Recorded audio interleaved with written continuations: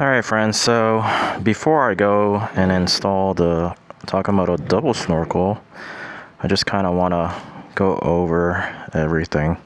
So over here we have the UT Racing booster pump.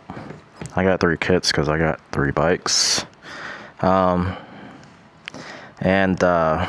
Anyways, this is how the kit looks in person. I just removed this kit from the tank after doing some testing.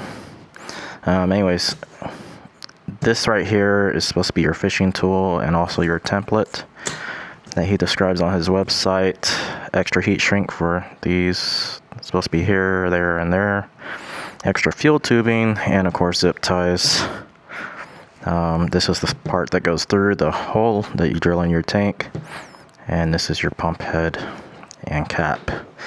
This wire connects onto your electrical connector where your fuel pump goes, so it ties into it.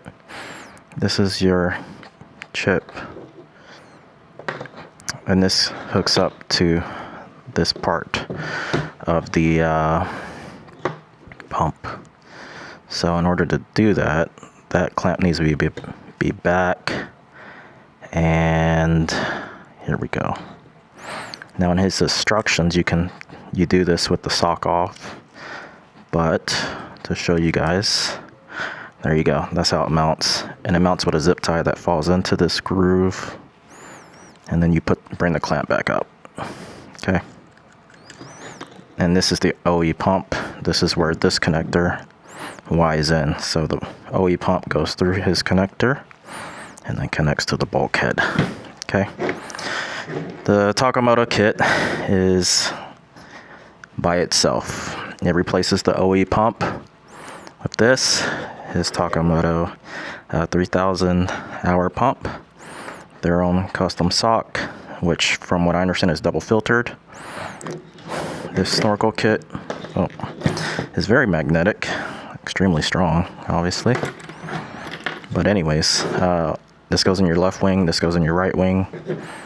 And here's your fuel transistor or level transistor, and your connectors for that. This section connects to this nipple.